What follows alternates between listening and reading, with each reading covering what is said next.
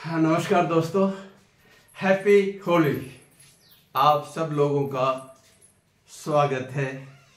हिंदुस्तान एक ऐसा देश है जहाँ पर तीज, त्योहार, पर्व का एक रिदम चलता रहता है। जिस तरह से गर्मी, सर्दी, बसंत, पतझड़ एक रिदम के साथ चलता है, इसी तरह से हमारे देश में एक बहुत बढ़िया जो खूबी है वो ये है, हिंदुस्तान में एक के बाद एक त्योहार आते रहते हैं। और त्योहार में सबसे बड़ी चीज ये होती है, हम आपस में अपनी खुशियों को बांटते हैं।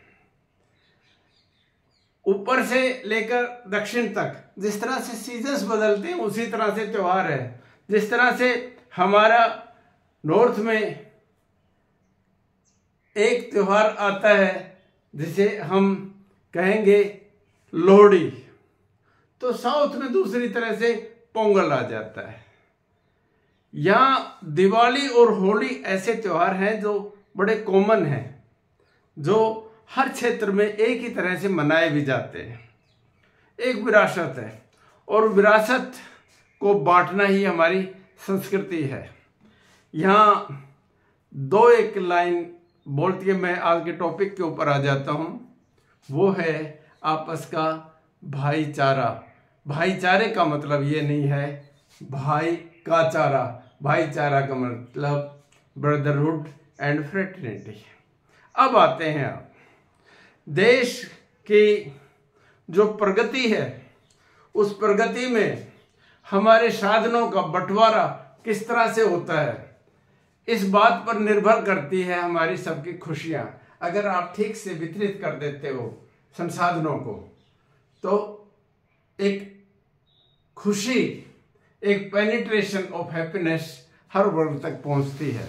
यहाँ मैं इनइक्वालिटी के ऊपर आप लेंगे, इकोनॉमिक इनइक्वालिटी इन इंडिया, ये हमारा थीम रहेगा। देखिए, दो तरह से चीजें बटेगी।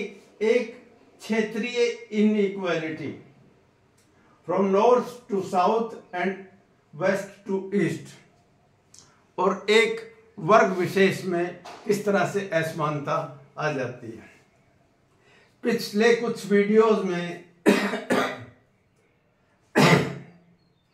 मैं बैठ के बोलता था और मैं असहज महसूस करता था। उसमें कुछ लोगों ने बताया कि आप गार्डन में, क्योंकि गार्डन में हर वीडियो नहीं बनाया जा सकता, कुछ फ्रेम्स की जरूरत होती है, कुछ मैप्स की जरूरत होती है, इसलिए मुझे अंदर ये शूट करना पड़ा। Inequality is a function of the management and mismanagement of governance. ये बात सच है कि दुनिया में कहीं पर भी एकदम बराबरी नहीं हो सकती, एकदम बराबरी हो ही नहीं सकती, क्योंकि भगवान ने ही पांचों उंगलियां बराबर नहीं बनाई है। सबकी अपनी कार्य कुशलता है, क्षमता है, रिसोर्सेज हैं, बैकग्राउंड है, फिजिकल स्ट्रेंथ का भी पड़ता है, ये सारी बातें आती हैं। लेकिन अगर इनइक्वालिटी का लेवल बहुत ज़्यादा बढ़ जाता है तो वो गलत बात है। मैं जो रीजंस ऑफ इनइक्वालिटी है उनको पहले हाईलाइट करना चाहूँगा। रीजंस हैं, पहले पॉवर्टी, गरीबी। यहां अलग से वीडियो भी मैंने बनाया था।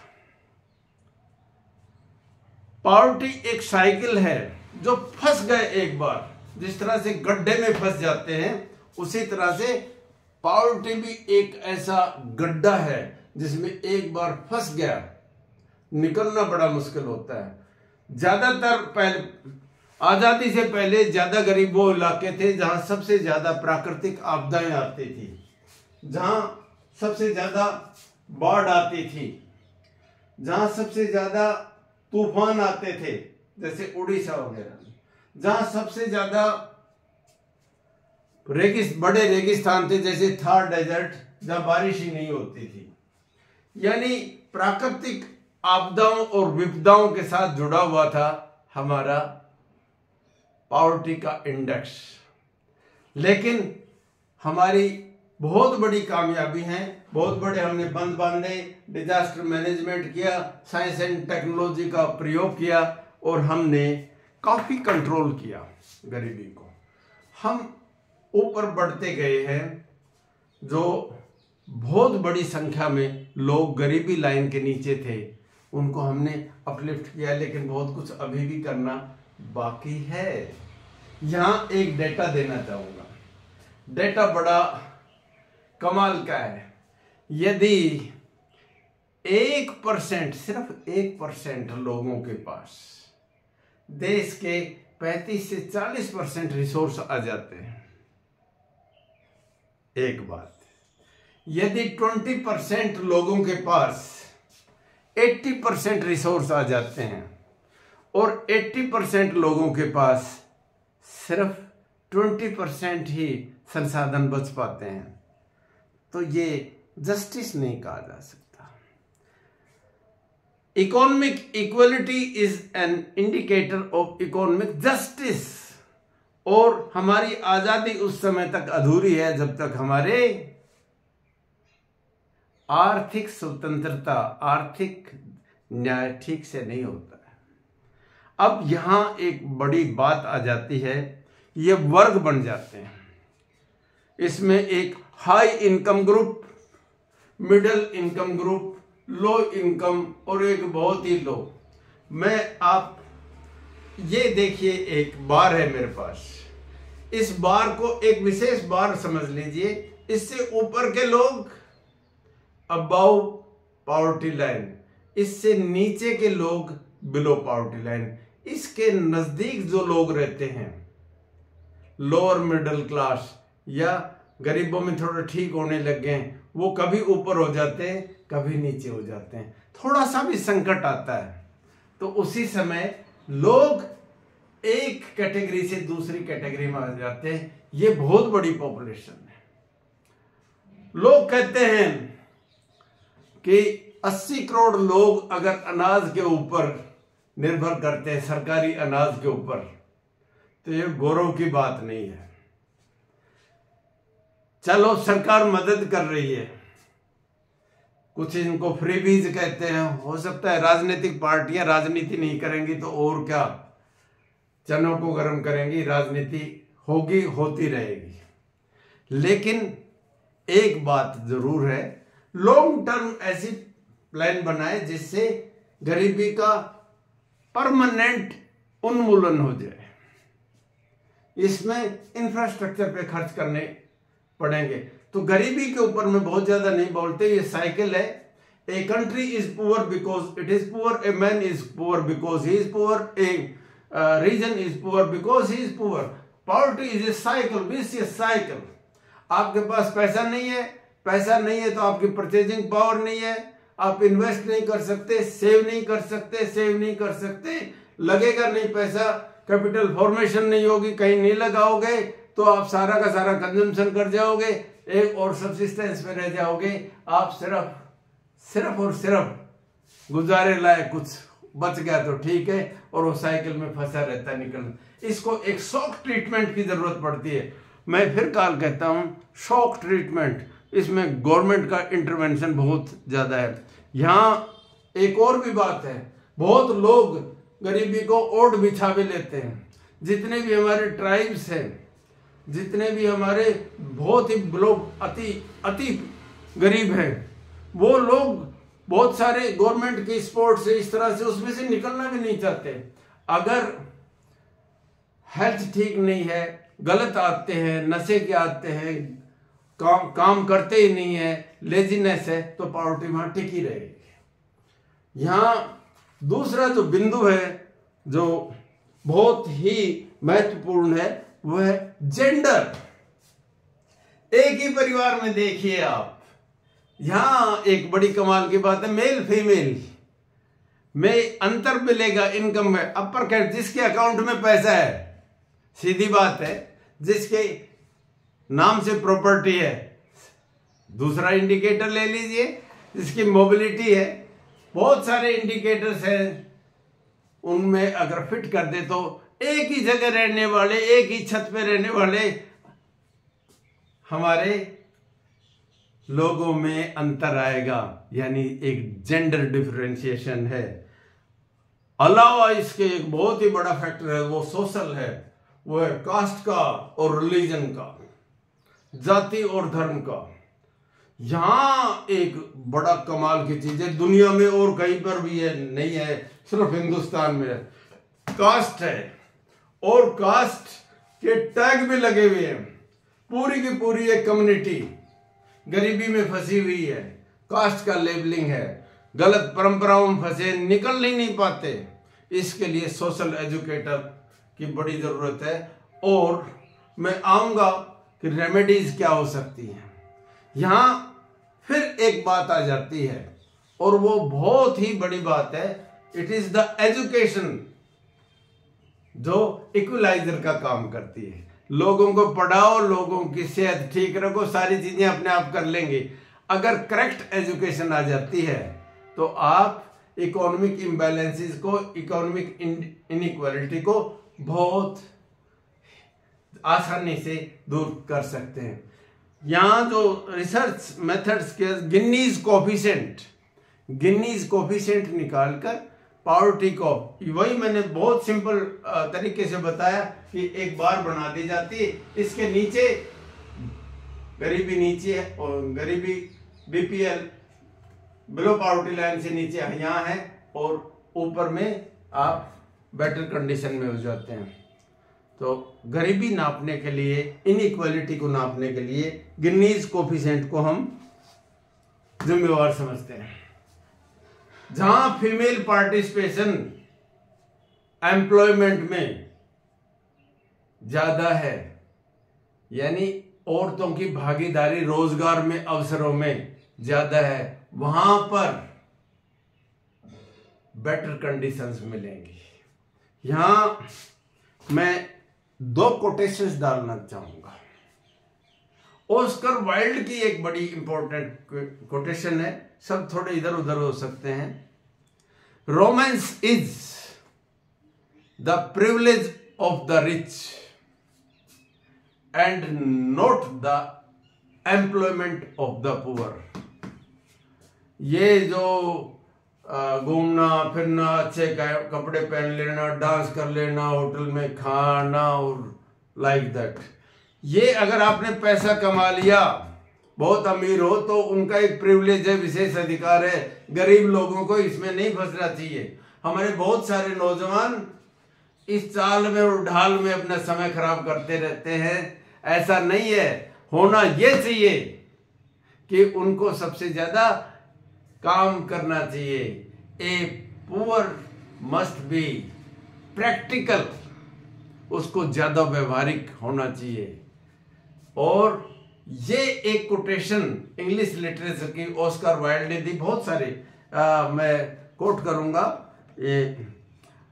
एक और बात, वो सबसे महत्वपूर्ण है, वो आदमी जो आखिर में खड़ा है, बीच में खड़ा है, आगे खड़ा है, उनका सबका एक सोच का एक लेवल बन जाता है, उसमें से निकल नहीं पाते। एक अपने चारों तरफ एक हालो बना लेते हैं, जबकि होना चाहिए, कॉन्स्टिट्यूशन में भी लिखा हुआ है कि इक्वलिटी का राइट है, इक्वल अपॉर्चुनिटी का है, लेकिन धरातल पर नहीं हुई है। जैसे मैं दो उदाहरण देता हूँ। हमारे बहुत बड़े, सबसे बड़े इंडिकेटर एजुकेशन और हेल्थ हैं। गवर्नमेंट सेक्टर के एजुकेशन के इंस्टीट्यूशन अगर आप ठीक कर देते हो तो सारी की सारी पॉवर्टी यूं उड़ जाएगी। लेकिन है क्या, एक बराबर में दूसरा आ गया है, जिसको प्राइवेट कहते हैं, पब्लिक स्कूल्स कहते हैं, कॉन्वेंट स्कूल कहने लग गए हैं। और आप ये देखिए, दोनों के इंफ्रास्ट्रक्चर पे वो एक एलाइट ग्रुप अलग से पैदा हो गया, जो अंग्रेजों के जमाने में था, वो लेगेसी अभी है। यही है, अगर कोई बीमार पड़ गया तो अगर भी मार्जिन पे है तो गरीबी में फंस जाएगा। अगर गवर्नमेंट सेक्टर्स की हॉस्पिटल्स में जैसे बार बार ये मैं कहता हूं कि 5 टाइम्स ऑफ सीटें मेडिकल कॉलेज की क्यों नहीं बढ़ा देते? ये एक तमाशा कर रखा है, कुछ लोगों ने मेडिकल सर्विसेज के ऊपर कब्जा कर रखा है। वही लोग जाके बाहर काम करते हैं, अपनी प्राइवेट हॉस्पिटल बना दी जिसको मल्टी स्पेशलिटी हॉस्पिटल बोल के, और लोगों को लूट का धंधा बना रखा है। अब इंश्योरेंस कंपनी है वो भी इनके साथ कनेक्ट हो गई है।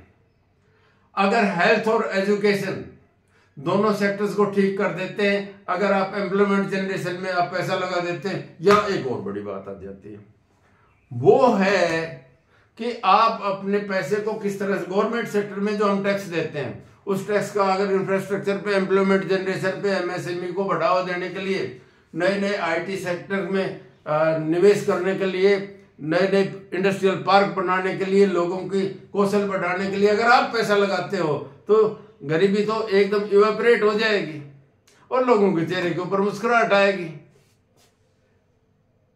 जिस देश में दो अब यह नीतियां आई थी, एक नोटबंदी क्यों की?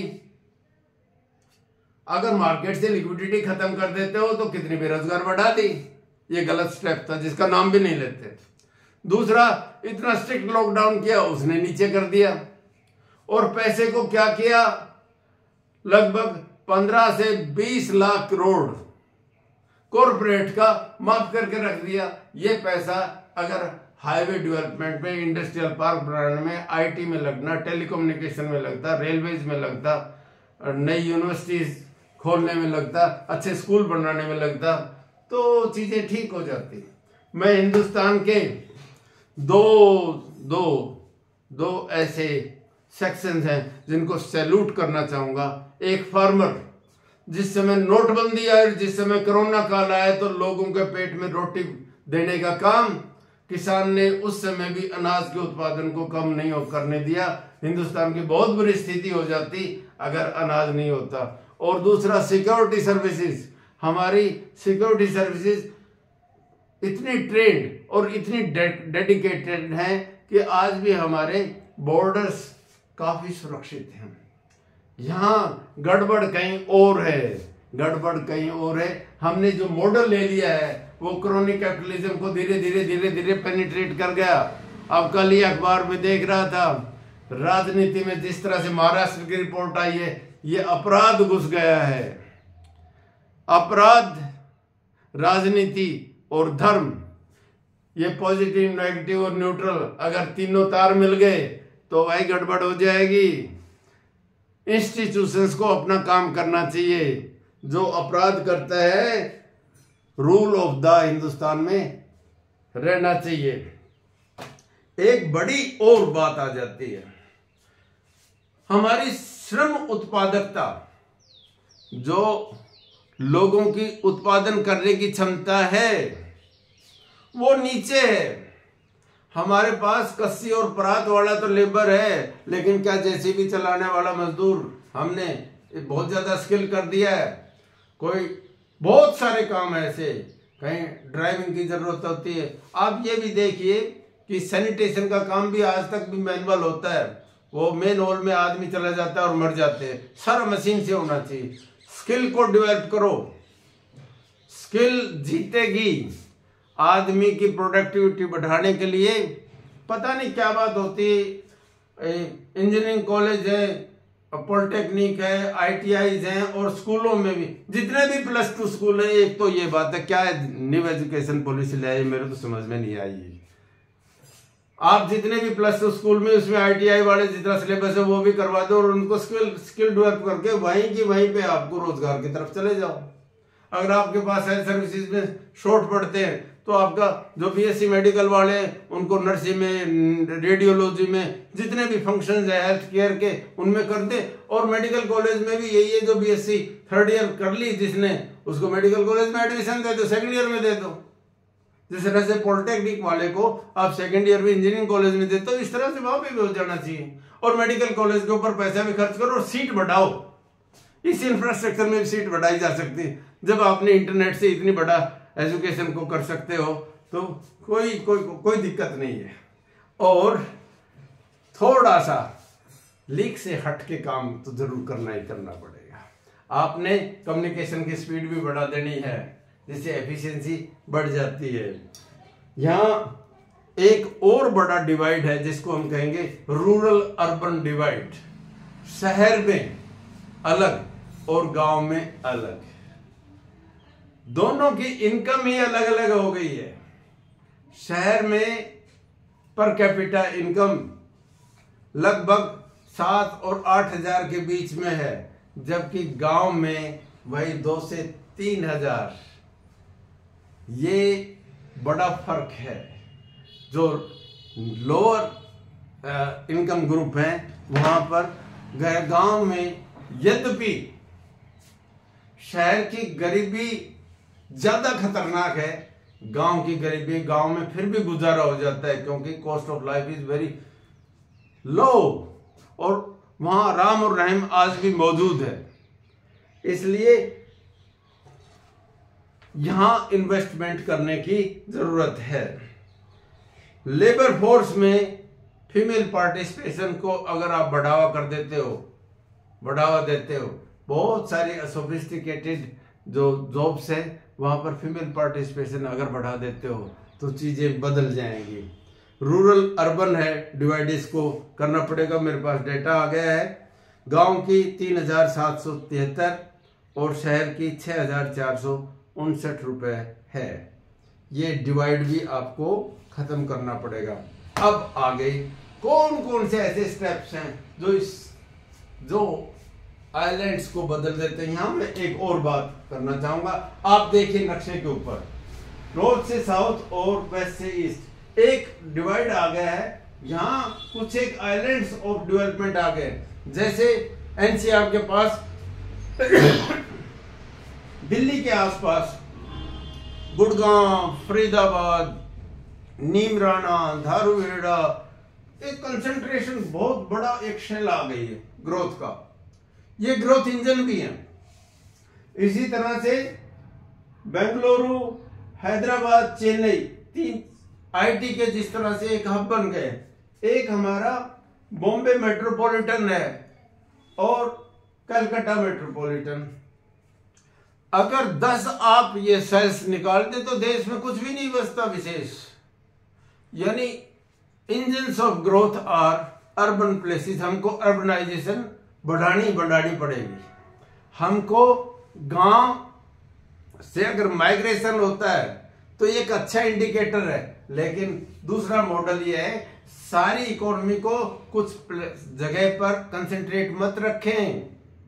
ये सिक्योरिटी के लिए ठीक नहीं है। आपने देखा नहीं, यूक्रेन में जो महानगर थे उनको बर्बाद किया और एकदम सब कुछ क्रैश कर गया। इसलिए विकास का लगभग इक्वल डिस्ट्रीब्यूशन स्प्रेड हो जाना चाहिए, बट जाना चाहिए। और ये बंटवारा कैसे होगा? बंटवारे के लिए प्लान करनी पड़ेगी और प्लान को इस तरह से करें, प्लान को प्लान की तरह से ले। सारे पैसे को हाईजैक करके किसी विशेष एक स्थान के ऊपर ले जाने की कोशिश ना करें। ये दिखाई भी देता है एक किसी विशेष स्टेट का कोई बन गया, वो सारा का सारा पैसा वहां पर डाल देता है।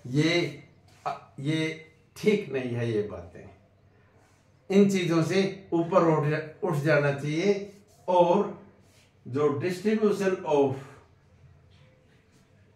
जो फाइनेंस है और जो प्लान्स है उसका बंटवारा देश में लगभग इक्वली कर देना चाहिए। यहां एक बात और मैं कहूंगा, कुछ एक ऐसे इंजन्स हैं जो ग्रोथ को बढ़ाएंगे। इसमें एक इंजन है, आप मोबिलिटी को तेज करते हैं। जैसे वेस्टर्न डेडिकेटेड कॉरिडोर बनाया रेलवे का, इसी तरह से ईस्टर्न डेडिकेटेड फ्रेट कॉरिडोर है। इसी तरह के नॉर्थ साउथ और ईस्ट वेस्ट का भी बना देना चाहिए। इससे गुड्स का ट्रांसपोर्ट तेज होगा। हमको इंटरनेट की स्पीड और भी, जैसे अब 5G कर रहे हैं, हमको 6, 7, 8G तक आगे बढ़ जाना चाहिए, क्योंकि कम्युनिकेशन और ट्रांसपोर्ट ये स्पीड है। जिस तरह से शरीर में खून बहता है, इसी तरह से goods, information, man and material के लिए जरूरी है। एक बात इस 10 साल में बहुत बढ़िया की है, वो बात है, सबको पता है। हाईवे हमारे बहुत ठीक हो गए हैं, और भी ज्यादा जरूरत है। थोड़ा बहुत टोल लगता है, कोई बात नहीं है। और जरूरत है इनलैंड वाटरवेज की। स्कीम थी, पता नहीं कहाँ वो रद्दी वाले थैले में चली गई। इनलैंड वाटरवेज हमको, क्योंकि सबसे चीपेस्ट जो इंटरलैंड वाटरवेज है वो करना पड़ा हमको। बहुत अच्छी पोर्ट्स बनानी पड़ेंगी, मल्टीपल पोर्ट्स। बहुत बड़ी कोस्ट लाइन है हमारे पास, और आर्टिफिशियल पोर्ट भी और ड्राई पोर्ट्स भी बनानी पड़ेंगी। एयर ट्रैफिक को तेज करना पड़ेगा। ये इंफ्रास्ट्रक्चर के काम में पैसा यहाँ लगना चाहिए। ये नहीं है कि खाओ पियो और इधर जिसको माफ करने वाली स्कीम्स में। अगर इंफ्रास्ट्रक्चर पे काम करेंगे तो आप गरीबी हटा देंगे। और सबसे जरूरी चीज है, इनइक्वालिटीज को नीचे रखिए। बराबर नहीं हो सकता, लेकिन इतना तो हो सकता है कि 50% लोगों के पास 50% रिसोर्सेज होने चाहिए। 80% आ गया तो 80% के पास होने चाहिए। पूंजीवाद का मॉडल बहुत अच्छा है, लेकिन क्रोनिक कैपिटलिज्म का मॉडल वर्स्ट होता है। वो अपराध की तरफ ले जाते हैं राजनीति को और इकोनॉमिक सिस्टम को। वो बुरी बात है, उनसे बचना चाहिए। फिर भी हम बहुत ठीक कर रहे हैं। हम एक ग्रोइंग इकोनॉमी है, और आज पहले के बजाय चीजें सुधरी हैं, और सुधार का कारण सीधा है लोगों की जेब में पैसा है। और जो जेब में जब पैसा आएगा तो लोग रंग भी लेके आएंगे, एक दूसरे के चेहरे पे भी लगाएंगे। इसलिए हैप्पी होली कहते हुए इस टॉपिक को यहीं पर विराम दूंगा। धन्यवाद।